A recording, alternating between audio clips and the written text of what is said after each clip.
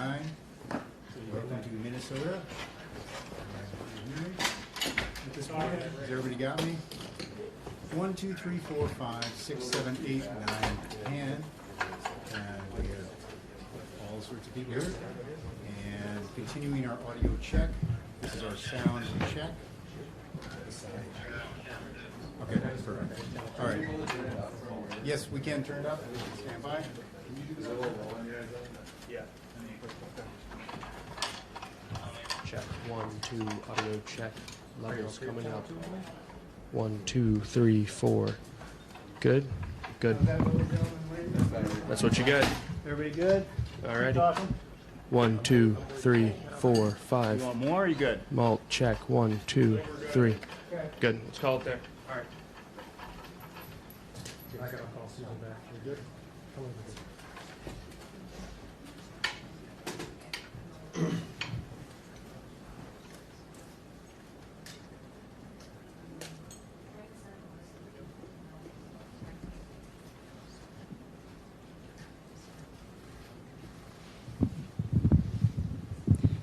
Good evening, everyone. Thank you for being here tonight. I want to start out by addressing the loss of life that we saw here in Minneapolis today.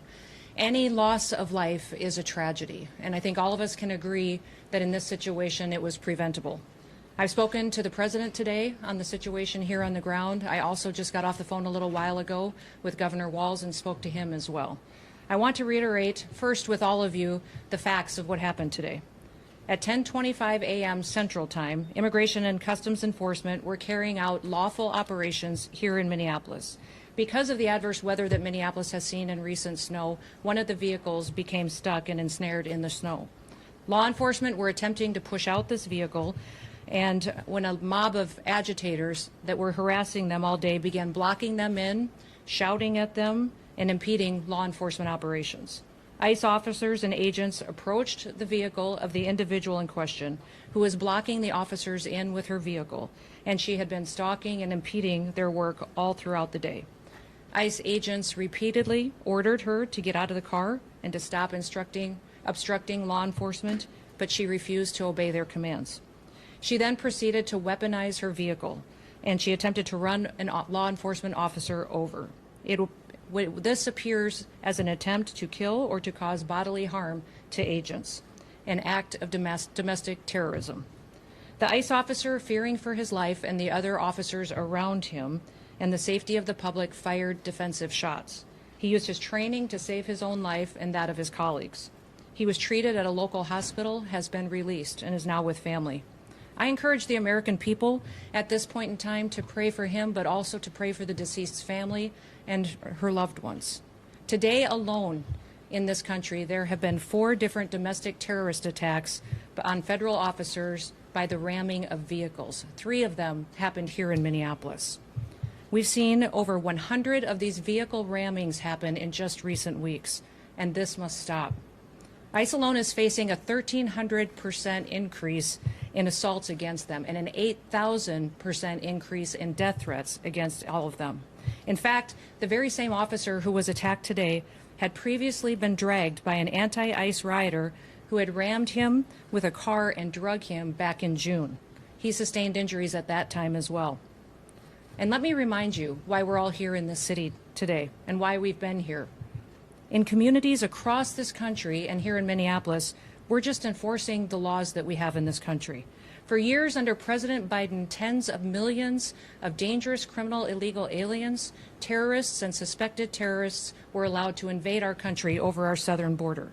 They were allowed to steal, to defraud, and to perpetuate violence against American citizens. Regardless of who your mayor or who your governor is, President Trump promised every single American that he would make America safe again.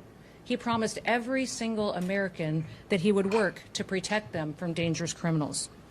Since Governor Walz has been in charge of Minnesota, we have seen homicides go up by over 50%. That's also during Mayor Frye's tenure as well. Since President Trump took office, Governor Walz has released over 470 violent criminals back onto the streets here in Minneapolis. He has another 680 of them still within his jurisdiction that he could give to us today to face the consequences for their crimes. Because Governor Walz and Mayor Frey refuse to protect Minnesotans, and instead they protect these criminals, that's why we are here. And we didn't just show up yesterday, we've always been here. But we're surging operations because of the dangerous situation we see in this country, and because we're no longer going to allow illegal criminals to damage and harm, to kill, to sexually abuse, to proliferate drugs, and to steal American taxpayers' dollars. This state has faced unprecedented immigration fraud. It's seen unprecedented benefit fraud. Individuals were allowed to come into this country and set up fake companies and fake nonprofits and divert billions of dollars away from American citizens and those vulnerable citizens who truly needed the services from those programs. This city has burned before, and your mayor and your governor let it happen. President Trump is not going to let that happen. He and our federal law enforcement officers are here to bring peace and to bring public safety and to ensure that criminal activity is stopped and that people who perpetuate it will face consequences. Since we have been here in recent weeks, we have arrested over 1,500 criminals off of the streets. Our law enforcement has arrested murderers, known and suspected terrorists, child pedophiles, and other brutal criminals that were protected here in this city. We should all work together to protect our citizens. We should all protect the men and the women and the families who live here in Minneapolis, who live in Minnesota, and live throughout this entire country. I want to thank you for being here, and I want to thank you for focusing on the important work that our federal officers do and make sure that we're focused on the priorities of this country, and that's making sure that we're keeping people safe. With that, I'll take any questions that you may have. Secretary Noem, Mayor Frey called the claims of self-defense BS. How do you respond to that? I say that he doesn't know what he's talking about. It's very clear that this individual was harassing and impeding law enforcement operations. Our officer followed his training, did exactly what he's been taught to do in that situation, and took actions to defend himself and defend his fellow law enforcement officers. Secretary, can you expand too on the agent's injuries? The president said that he's lucky to be alive. The officer was hit by the vehicle. She hit him. He went to the hospital. A doctor did treat him. He has been released, but he's going to spend some time with his family. Can you clarify whether he was hit before or after the gunshots were fired? I can't, but the FBI will continue the investigation and release more facts when it's appropriate. Secretary Noem, has the agent been relieved of his duty, or can you give us any other insight? No, we're following the standard protocol procedures we do in situations like this. When there's an officer involved shooting, we make sure that we get the facts and that we are getting the statements from everybody involved and make sure that investigators are handling the decisions. Secretary Noem, have ICE operations paused because of what happened today? No, we're still out on the streets doing our work to get dangerous criminals off of the streets of Minneapolis. Can you give us any insight into your conversation with the governor? You know, Tim and I have known each other for years. We served in Congress together. We both ran for governor the same year and have served as governor at the same times. So we were colleagues, and we discussed what happened here today. We have two very different viewpoints of it. I talked specifically about the fact that we have laws. They need to be enforced. He knows that I believe sanctuary policies have protected criminals and placed a priority of them over the citizens that live here, and he knows we'll continue to do our work, and I encouraged him to work with us. We've never had a cooperative arrangement with law enforcement here. Whenever we've done investigations, whenever we've done police work, when we've been doing what we can to bring people to justice for the crimes that they commit, we haven't had the cooperation of the state of Minnesota or the city police here under the mayor's direction. If you talk to any of these federal law enforcement officers, they'll say that when they call for backup in a situation, that it's hit and miss.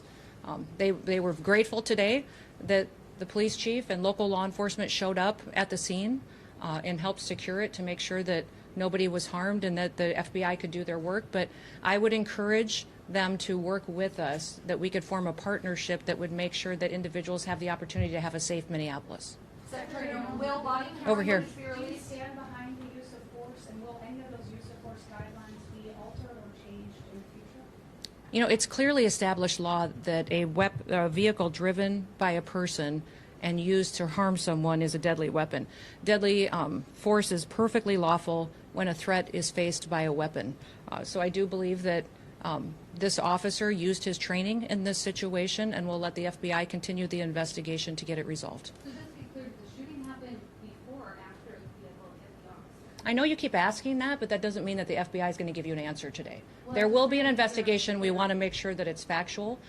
What I would ask is that as we go forward from here today, that we all remember that our job is to have peaceful discussions. I'd encourage our local law enforcement and state law enforcement to work with us.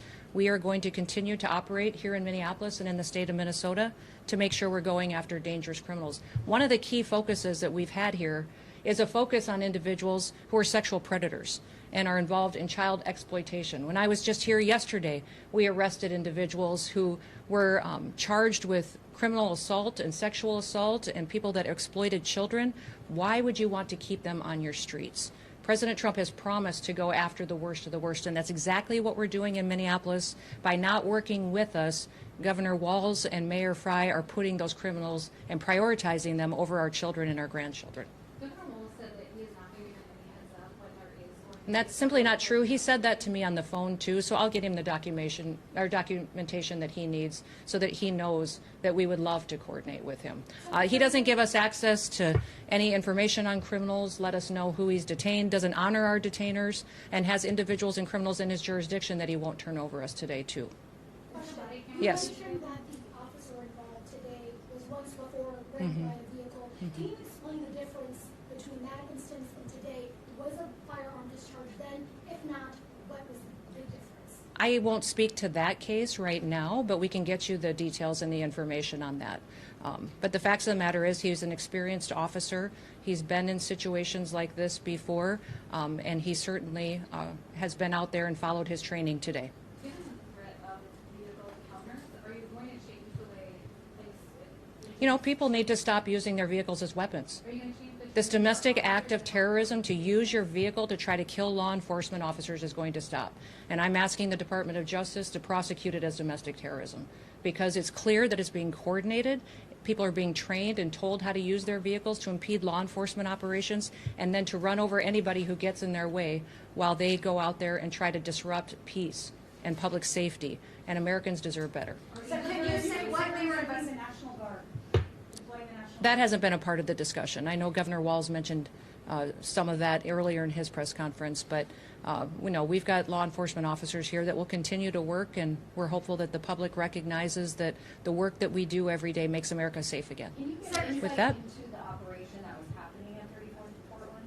we had law enforcement officers that were out there doing an enforcement action, and a vehicle got stuck in the snow, and so they had called for other people to come and help them get that vehicle out. Those officers were trying to free the vehicle when the harassment started, when the protesters were out there impeding their vehicles and preventing them from leaving the scene. Was it at a particular home or business in that intersection? I won't speak to that. Can you speak to the crime that person may be committed that you were going after? And you mentioned sexual crime. Okay. Will body camera footage be released? I will let the FBI decide. Were they on target today when they were in that neighborhood? They were returning back to headquarters, I believe, to start a new operation, had just completed one. Was it a nice? Well, thank you. What's that? Was it a nice vehicle that had? I was one of the vehicles that ICE officers were using. But remember, when we operate in a task force model. So we have other federal agencies that work with us, and we're very grateful for that. We have CBP officers, the FBI, DEA, ATF, all of those all work with us every day in a task force model, and we appreciate it. We'd love to have the state police, and we'd also love to have the Minneapolis police chief and his team be alongside of us while we're out there doing those enforcement operations. Were the agents there? With that, we'll get you more information as it is revealed, but thank you and everybody.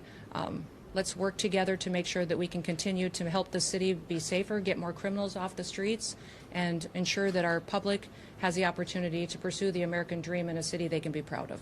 Thank you.